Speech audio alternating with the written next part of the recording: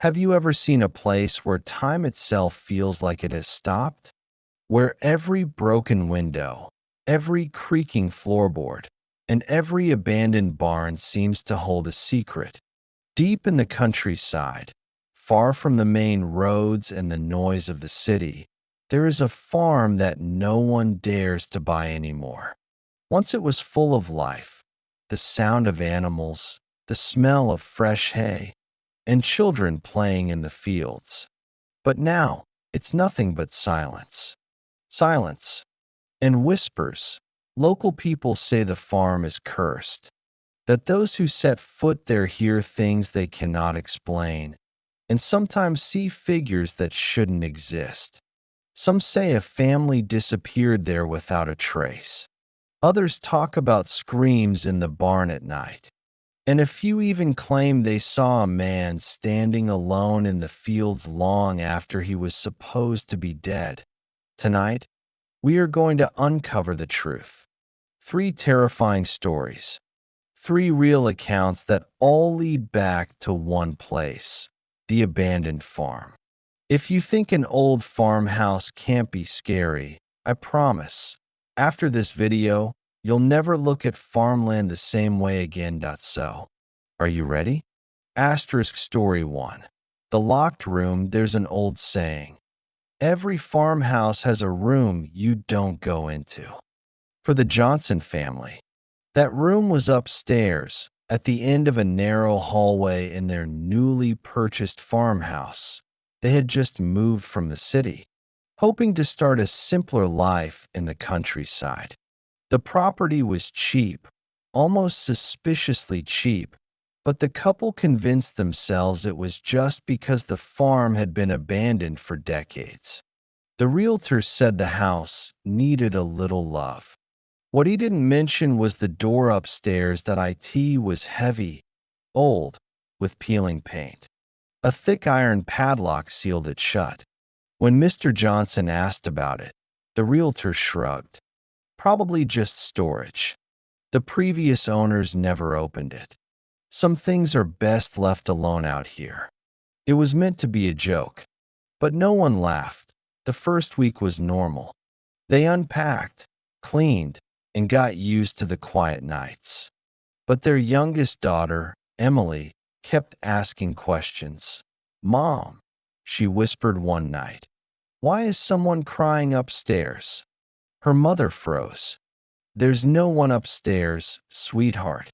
Maybe you were dreaming." But Emily shook her head. It wasn't a dream. It was right behind the locked door. Her brother, a teenager trying to act tough, teased her for being scared. But even he avoided walking past that part of the hallway after dark. The air around the locked room was always colder, and the floorboards creaked even when no one stepped on them. It happened 3 weeks after they moved in.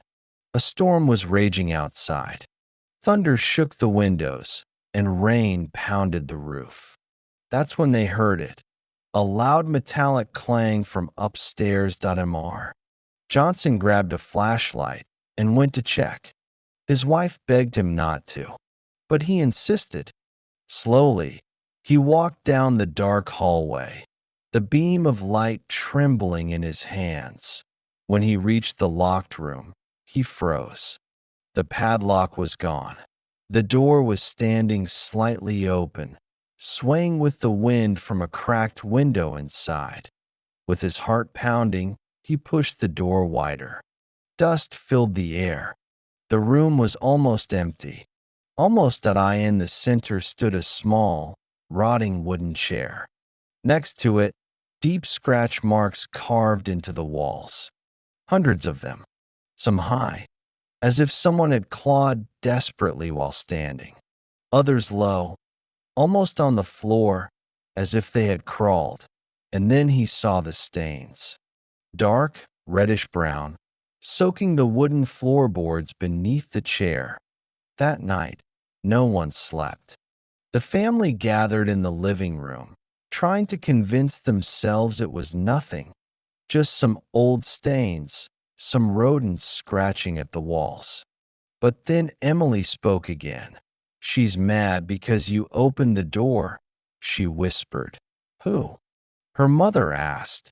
Holding her tightly, Emily's eyes were wide, her face pale. The girl who used to sit in that chair.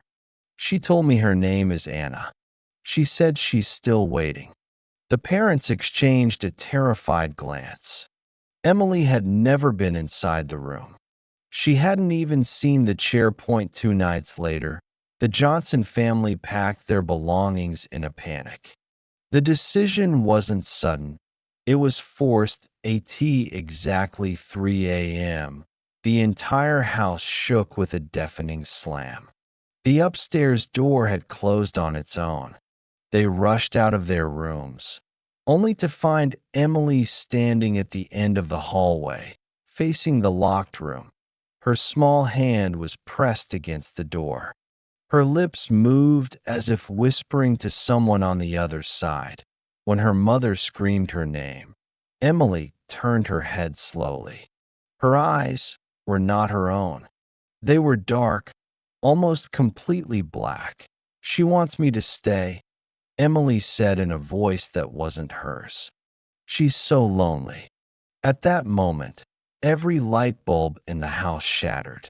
The door flew open with a crash, and a freezing gust of air swept through the hallway.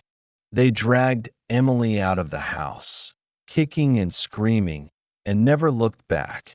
The Johnsons never spoke publicly about what happened. They sold the farm at a huge loss and moved far away. But locals know the story. To this day, people say the room at the end of the hall is still locked.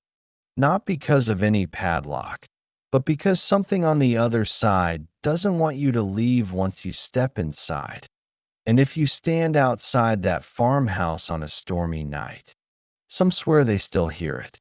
A child's voice, whispering, waiting. Story 2. The farmer in the field. Every small town has its own ghost stories, but the legend of Old Man Harper is one that still sends chills down the spines of locals. He was a farmer, known for his stubbornness and isolation. He lived alone after his wife died, tending to his cornfields with a devotion that bordered on obsession. People in the village said he was rough, unfriendly, and quick to anger. Children made up rumors that he talked to his crops, whispering to the corn as if it could hear him. One summer, a fire swept through his farmhouse. The flames devoured everything, collapsing the roof in a roar of sparks and smoke. Neighbors rushed to help, but by the time they arrived, it was too late. They never found Harper's body in the ashes. Some said it was burned beyond recognition. Others whispered that maybe he had walked away. The farm was abandoned, left to rot. The fields grew wild, the stalks taller than a man's shoulders. At sunset, when the wind moved through the rows of corn, it almost sounded like voices. That's when the stories began. Locals claimed to see a figure standing at the edge of the fields, a man in overalls and a wide-brimmed hat, silent, unmoving, watching, always at dusk, always when the sky bled orange and red.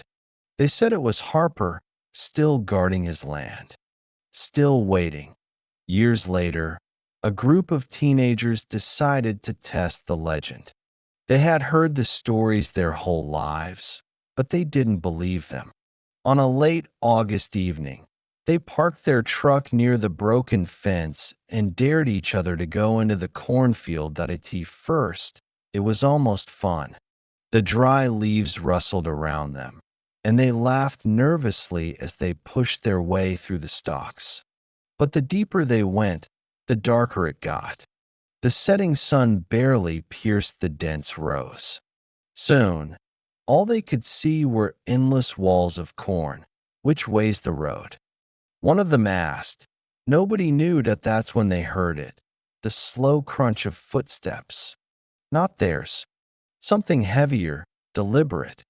The sound came from just a few rows away, moving parallel to them. They froze, listening. Then it stopped. Hello. One boy called out, forcing a laugh. Anybody out there? Silence. And then a voice. Low, gravelly, whispering. They couldn't make out the words, but it was close.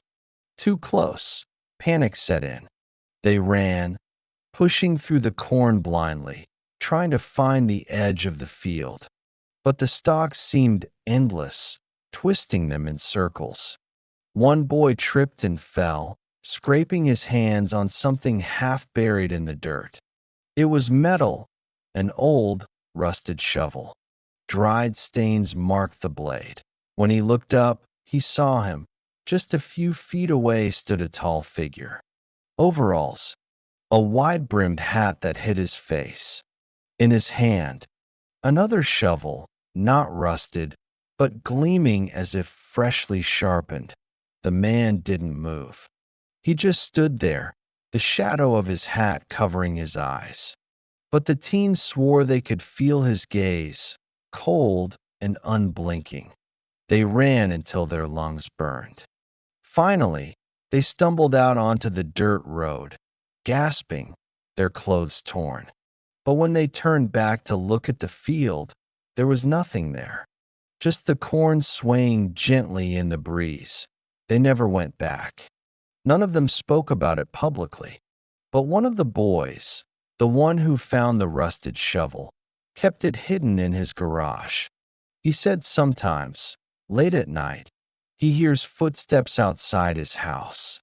Slow, heavy, crunching on the gravel driveway. And once, he swore he saw a man standing at the edge of his yard. Overalls, a wide-brimmed hat, watching. The legend of Old Man Harper lives on. Farmers passing the field after sundown say they still see him sometimes, standing among the corn, waiting for trespassers. And if you're unlucky enough to lock eyes with him, they say he follows you home. So if you ever drive past a deserted cornfield at dusk, and you spot a figure standing tall and still among the rows, don't stop, don't stare, and whatever you do, don't go in, because some farmers never leave their land, not even after death. The barn whispers every farmhouse has its secrets, but on this land, the barn carried the darkest one of all. It stood behind the house, a looming silhouette of wood and rusted metal. The roof sagged, and the doors hung crooked on their hinges, but somehow it felt alive. Locals avoided it, crossing the road rather than walking past its broken fence. They said if you got too close, you'd hear things, soft whispers floating out of the empty dark. The story goes back almost a century to the last family who lived there, the Crawfords. Times were hard. The farm was failing, debts piled up, and there wasn't enough food to go around. But instead of leaving, they locked themselves inside the barn one bitter winter night. What happened after remains a mystery. When neighbors came looking weeks later, they found the barn sealed shut with heavy boards. The house was empty. No footprints in the snow, no wagon tracks, nothing. It was as if the Crawfords had simply disappeared, but some said the boards were nailed from the inside. Decades later, teenagers from the nearest town made the barn their dare. Late at night, they would sneak onto the property and push each other to go inside. Most of them lasted only a few seconds before running out, pale and shaking. They all said the same thing. It was whispering to me, not shouting, not moaning, just a soft chorus of voices, low and urgent, too many to count. Some swore they heard their own names. Others claimed the whispers promised things, secrets, power, or something darker. But one boy, Daniel, decided to prove it was all fake. He brought a flashlight, a camera, and his phone to record the whole thing. His friends waited outside, daring him to spend at least 10 minutes inside. The barn door groaned as he pulled it open. Dust swirled in the beam of his flashlight. The air smelled of rot and mold. Broken tools and rusted chains hung from the walls, swaying slightly though there was no wind at it. First, it was silent. Just the sound of his own footsteps on the wooden floor. He laughed into the camera, mocking the legends. See? Nothing here. Just old junk and rats. Then his flashlight flickered. The shadows seemed to grow, stretching long and thin along the walls. And then, faint at first, came the whisper. Daniel froze. It was coming from the far corner, where the darkness was thickest. Leave. The word was barely audible, like a breath against his ear. His heart pounded as he swung the light around. Nothing. Just empty stalls where animals once stood. He told himself it was the wind. But then the voices multiplied. Leave. Now. Hungry. Stay with us. Dozens of whispers layered over each other, rising and falling, weaving together like a horrible song. The temperature dropped, his breath fogging in the beam of his flashlight. Daniel's camera caught only darkness, the audio filled with static and faint hissing. He whispered, "This isn't funny, guys," thinking his friends had followed him in. But the voices didn't sound like his friends. They didn't sound human. The chains on the wall began to rattle. One fell to the ground with a crash, though no one touched it. The whispers grew louder, circling him, surrounding him. He screamed and bolted for the door. His friends outside saw the barn shake, as if something massive moved inside. They heard his scream, sharp, cut off too quickly. The flashlight beam flailed wildly in the cracks of the wood. Then silence. Minutes passed. They called his name, terrified, but no answer came. Finally, one of them gathered the courage to open the barn door. Inside, it was empty. The flashlight lay on the floor, still on. Daniel's phone was beside it, recording. On the screen, the last 30 seconds of video showed only blackness. But in the audio, there was a whisper.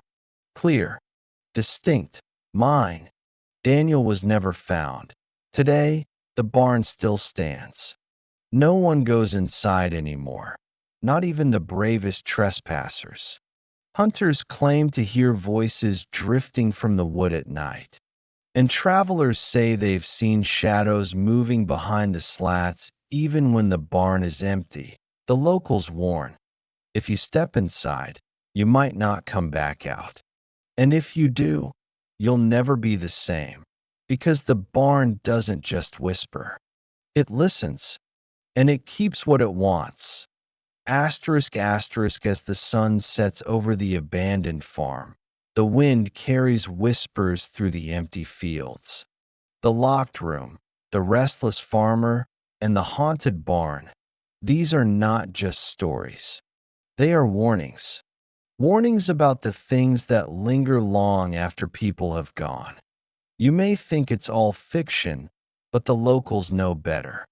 They speak in hushed tones about the shadows that move when no one is looking, the voices that call from the darkness, and the feeling of being watched. This farm doesn't forget. It doesn't forgive. And it certainly doesn't let go. If you've made it this far, you've survived the night on the farm. But remember, some doors, once opened, never truly close. Some fields, once entered, are never left behind. And some barns, once heard, will whisper in your dreams forever. If these stories sent chills down your spine, don't forget to like this video, subscribe for more real-life horror tales, and leave a comment telling us which story terrified you the most. Share this with friends if you dare.